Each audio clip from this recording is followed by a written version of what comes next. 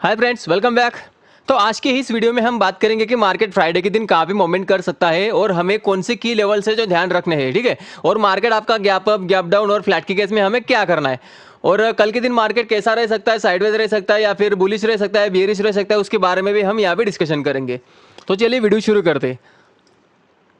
तो देखिए, जैसा हमने यहाँ पे प्रेडिक्ट किया था कि मार्केट थोड़ा यहाँ पे रेंज बाउंड रह सकता है, तो जो आपको लेवल्स दिया था, ये डाउन साइड में अच्छा खासा सपोर्ट्स होने, ये यहाँ तक आया ही नहीं, मार्केट यहीं पे सपोर्ट लिया हुआ है, इसके ऊपर ओपन हुआ तो यहीं पे यहाँ पे सपोर्ट लिया था, क्योंकि मैंने आपको बताया था गैप अप के केस में आपको क्या करना है। क्या डिस्कशन था हमारा, अगर मार्केट गैप अप होता है, गैप अप होने के बाद क्या लेवल्स रहेगा मार्केट का, ये आपका सपोर्ट बन जाएगा 550 से लेके 500 440 480 तक का जो है, ये अच्छा खासा यहाँ पे सपोर्ट बन जाएगा। और ऊपर रेजिस्टेंस आपको बोला था 680, देखिए आज के दिन भी बराबर अपने लेवल के पास में यहाँ पे रेजिस्टेंस लिया हुआ है, तो ये जो जोन है ना, अच्छा खासा यहाँ पे रेजिस्टेंस जोन है, तो इसको मार्क करके रखना है। इसके ऊपर आपको अपसाइड का प्ले करना है, अदरवाइज जो रेंज है आप रेंज को प्ले कर सकते हो, ठीक है। तो मार्केट जो था रेंज के ऊपरी सिरे में आज लटका हुआ था, मतलब एक प्रकार से आप रेंज बाउंड मार्केट बोल सकते हो, ठीक है।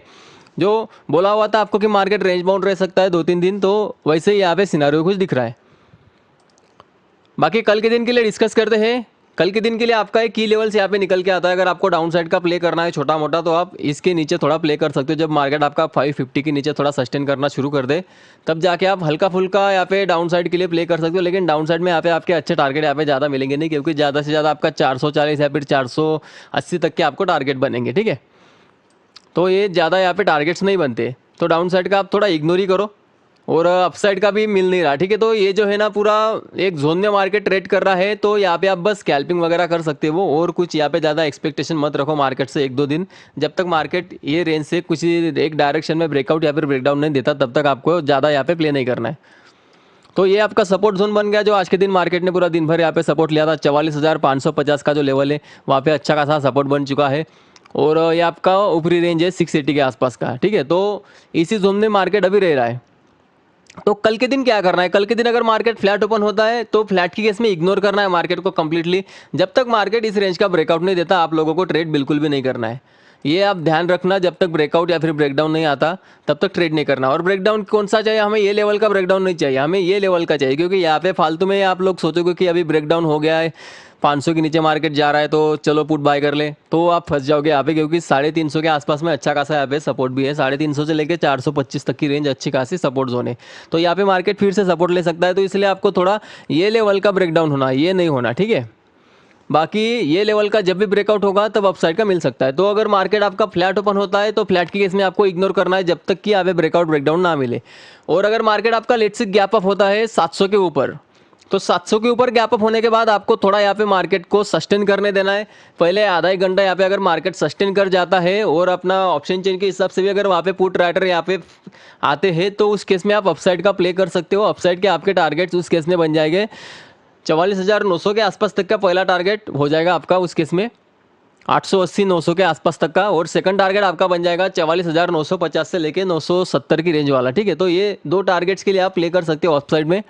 बाकी देखा जाए तो अगर मार्केट अगर आपका गैप अप होने के बाद अगर वापस इसी जोन में आ जाता है, तो आपको फिर से इग्नोर कर देना है, कुछ भी नहीं करना है आपको। गैप अप के केस में डाउन साइड का बिल्कुल भी नहीं प्ले करना है। ये कभी कभार होता है कि मार्केट गैप अप हो गया और सीधा सीधा डाउन साइड आ गया, ये कभी कभार होता है, तो इसे आपको प्ले नहीं करना है। आपको क्या करना है, गैप अप होने के बाद आपको अपसाइड का ही देखना है, लेकिन किस केस में, जब वे सस्टेन करने के बाद ब्रेकआउट देगा तब। और ब्रेकआउट देने के बाद भी आपको सीधा नहीं घुस जाना है, वहाँ पे थोड़ा रिट्रेसमेंट का वहाँ पे देखना है। रिट्रेसमेंट होने के बाद ही आप प्ले कर सकते हो। यहाँ पे आईटी सेक्टर के रिजल्ट्स कुछ अच्छे नहीं है, तो उसकी बात करेंगे हम निफ्टी में, उसका इम्पैक्ट निफ्टी पे पड़ सकता है। तो अगर मार्केट आपका लेट से अगर गैप डाउन हो जाता है, बैंक निफ्टी 44,400 के नीचे, या फिर ये जो 350 वाला जोन है ना, इसके नीचे अगर आपका गैप डाउन हो जाता है 300 के आसपास कहीं, तो उस केस में आपको फिर से वही करना है जो ऑफसाइड में किया, थोड़ा देर यहाँ पे रुकना है, मार्केट को सस्टेन करने देना है। अगर मार्केट यहाँ पे 300 के नीचे अगर सस्टेन कर जाता है 350 के नीचे, तो जैसे ये डे का लो ब्रेक करेगा, यहाँ पे अच्छी खासी गिरावट आपको देखने को मिल सकती है। तो ये हो गया आपका गैप डाउन के केस में, आपको फिर से डाउन साइड का ही देखना है। अगर ये वापस इसी जोन में आ जाता है, तो आप वहाँ पे डे लो के नीचे या फिर ये जो जोन है इसके नीचे थोड़ा सा एसएल लगा के आप अपसाइड का प्ले कर सकते हो। पहला टारगेट आपका हो जाएगा 44,500 के आसपास तक का, उसके बाद में 480 से लेकर 500 का जो जोन है वहाँ तक का आपका पहला टारगेट। उसके बाद सेकंड टारगेट आपका आ जाएगा 650, और उसके बाद में थर्ड टारगेट 680 और 720, या इस जोन में आपके टारगेट बन जाएंगे। मैं अपसाइड का क्यों बोल रहा हूँ यहाँ पे प्ले करने का, क्योंकि देखिए यहाँ पे डाउन साइड का क्यों इग्नोर किया, क्योंकि मार्केट आज के दिन जो जोन है ऊपरी जोन में यहाँ पे कंसोलिडेट किया, तो ये आपका रेजिस्टेंस जोन के पास कंसोलिडेट कर रहा था और ये आपका है सपोर्ट जोन। तो ये दिखा रहा है मार्केट अभी भी थोड़ी यहाँ पे स्ट्रेंथ दिखा रहा है, ठीक है। रेजिस्टेंस के पास वो कंसोलिडेट कर रहा है, इसका मतलब उसमें स्ट्रेंथ है। अगर वो सपोर्ट के पास कंसोलिडेट करता तो यहाँ पे इसके तोड़ने के चांसेस ज़्यादा रहते, तो इस केस में हम डाउन अपना अपसाइड का प्ले नहीं करते। तो अभी हम बात कर लेते हैं यहाँ पे ऑप्शन चेन की बैंक निफ्टी की। तो देखिए 44,500 पे आज अच्छा खासा यहाँ पे ओवाई बना हुआ है, 500 पे बना है, 600 पे बना हुआ है। तो उतना डेटा नहीं है लेकिन ठीक ठाक अभी डेटा यहाँ पे बना हुआ है। और उसके अगेंस्ट में यहाँ पे 600 और 700 पे यहाँ पे ओवाई बना हुआ है। तो 700 आपका अच्छा खासा रेजिस्टेंस है। 700 के ऊपर निकलने के बाद ये जो लोग यहाँ पे बैठे हुए हैं 500 पे, ये लोग एग्जिट करना शुरू करेंगे। इसलिए मैं बोल रहा हूँ 700 के ऊपर आपको थोड़ा शॉर्ट कवरिंग दिख सकता है। और डाउन साइड का अगर देखा जाए तो यहाँ पे 600 पे भी ओवाई है और 700 पे भी यहाँ पे ओवाई, लेकिन इतना नहीं है 700 पे, लेकिन 600 पे है। तो इसलिए आपका क्रूशियल लेवल वही निकल के आता है 350 और 425 का अच्छा खासा सपोर्ट, ये सब लोग वहाँ पे सपोर्ट देंगे। उसके नीचे जाने के बाद ही यहाँ पे नेगेटिविटी होगी, तो तब तक आपको ज़्यादा यहाँ पे नेगेटिव अभी नहीं सोचना है। बाकी बात कर लेते हैं हम यहाँ पे निफ्टी की। तो निफ्टी का देखिए क्या लेवल्स बताया था आपको निफ्टी का, कि अगर मार्केट आपका फिर से अगर गैप अप हो जाता है, तो गैप अप मतलब इस केस के ऊपर ये जो है ना लेवल 840 850 के ऊपर अगर गैप अप होता है और सस्टेन कर जाता है, तो उस केस में आपको अपसाइड प्ले करना है। पर मैं थोड़ा यहाँ पे अपसाइड का इग्नोर ही करने को आपको बोला था, क्योंकि यहाँ से सीधा सीधा अपसाइड जाना हमें मंजूर नहीं था, ठीक है। मतलब हमें प्ले नहीं करना था, क्योंकि ऑलरेडी मार्केट नीचे से आ चुका था और यहाँ पे एक गैप छूटा हुआ था। तो मैं आपको क्लियर कट बोला था कि गैप अप की केस में अपसाइड का हमें इग्नोर ही करना है, भले मार्केट मोमेंट दे दे, लेकिन हमें इग्नोर करना है। तो यहाँ पे हुआ क्या, जैसे यहाँ पे गैप अप हुआ हल्का फुल्का, यहाँ पे हाई भी ब्रेक किया और उसके बाद में जो यहाँ पे सेलिंग आई, तो मार्केट फिर से आपका सपोर्ट जोन के वापस आ गया। जो 780 का भी यहाँ पे अच्छा खासा सपोर्ट बन चुका है, 19,780, ठीक है। तो जैसे ही ये लेवल को ये ब्रेक करेगा, तो यहाँ से डाउन साइड का टारगेट आपको मिल जाएगा 720, और ये 1-2 दिन में पॉसिबल है, यहाँ तक मार्केट आ सकता है। ये जो गैप फिल है ना, ये गैप छूटा हुआ है, ये गैप फिल करने के लिए मार्केट एक बार डाउन साइड आ सकता है। क्योंकि आपका जो है आईटी के जो रिजल्ट है कुछ अच्छे नहीं आ रहे, टीसीएस का रिजल्ट अच्छा नहीं आया, बायबैक का न्यूज़ था, उसके बावजूद भी टीसीएस आपका 2% डाउन है। तो सोच सकते हो उसमें नेगेटिविटी कितनी है। तो अगर आपका इन्फोसिस के भी रिजल्ट अगर अच्छे नहीं आते, तो हो सकता है कल के दिन आपको यहाँ पे गैप डाउन मिल जाए, पॉसिबिलिटी है, क्योंकि वो स्टॉक सीधा 10% गैप डाउन होता है। तो हम कल के लिए अभी डिस्कस करते हैं क्या करना। अगर फ्लैट मार्केट अगर ओपन होता है इसी केस में, तो वापस आपको इसको इग्नोर ही करना है, कोई ट्रेड नहीं करना, क्योंकि आप ऑप्शन बाइंग कर रहे हो और ऑप्शन बाइंग में आपको चाहिए था मोमेंटम, और साइडवेज मार्केट में कोई मोमेंटम नहीं मिलता है, वहाँ पे आप बस स्कैल्पिंग वगैरह कर सकते हो। फ्लैट की केस में आपको ज़्यादा बड़े टारगेट्स के लिए नहीं प्ले करना है।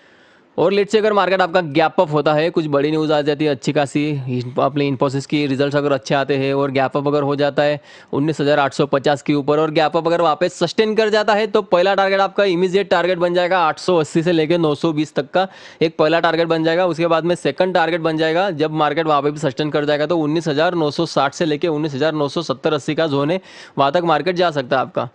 तो ये हो गया आपका गैप अप के केस में अपसाइड। लेकिन वहाँ पे क्या आपको थोड़ा सस्टेन करने देना है, सस्टेन करने के बाद ही हम वहाँ पे प्ले कर सकते हैं। अगर सस्टेन नहीं कर पाता, वापस अगर डाउन साइड पुश हो जाता है, तो उस केस में मार्केट को आपको इग्नोर ही करना है। आपको डाउन साइड का भी प्ले नहीं करना है ना, और अपसाइड का भी प्ले नहीं करना है, ठीक है, क्योंकि वहाँ पे आप ट्रैपिंग हो सकती हो, ठीक है। और अगर मार्केट आपका गैप डाउन होता है 760 750 के आसपास कहीं, तो वहाँ पे क्या कर सकते हैं, तो वहाँ पे आपको वेट करना है। अगर मार्केट रिकवर नहीं करता है और यही अगर रेजिस्टेंस लेने लगता है 780 790 के जोन में अगर रेजिस्टेंस लेता है, तो वहाँ पे आप डाउन साइड का प्ले कर सकते हो। एसएल आपका 810 के आसपास कहीं रहेगा, उसके ऊपर थोड़ा आप डाउन साइड का प्ले कर सकते हो। आपका टारगेट बन जाएगा 720 के आसपास का, और पहला टारगेट हो जाएगा, और सेकंड टारगेट आपका आ जाएगा 680 के आसपास का, ठीक है। ऐसे 2 टारगेट्स के लिए आप प्ले कर सकते हो। क्योंकि थोड़ा बहुत यहाँ पे एक्सपेक्टेशन है कि निफ्टी थोड़ा सा डिप दे, यहाँ पे ये जो गैप छूट चुका है, ये गैप फिलिंग के लिए वापस एक बार आ सकता है, इसकी प्रोबेबिलिटी ज़्यादा है। तो ये हो गया आपका निफ्टी का। अभी ऑप्शन चेन तो यहाँ पे मतलब मार्केट एक्सपायर हो गया, तो न्यू डेटा तो कल बनेगा, तो ज़्यादा वहाँ पे कुछ बनाने होगा तो देखने में कोई यहाँ पे मतलब फ़ायदा नहीं है, ठीक है। ये आपको बोला हुआ था कि मार्केट रेंज बाउंड रह सकता है, और मार्केट यहाँ पे रेंज बाउंड रहा, तो अच्छा होगा आपने किसी ने ट्रेड नहीं किया होगा तो बस डिस्क्रिप्शन में टेलीग्राम चैनल की लिंक दी हुई है। लाइव मार्केट्स में अगर कुछ अपडेट रहे तो मैं वहाँ पे अपडेट कर देता हूँ, तो प्लीज़ जाके वहाँ पे ज्वाइन कीजिए, ताकि आपको लाइव मार्केट में कुछ मदद मिल सके। तो आई होप वीडियो अच्छी लगी तो प्लीज़ लाइक करिए, चैनल को सब्सक्राइब करिए। तो मिलते हैं नेक्स्ट वीडियो में।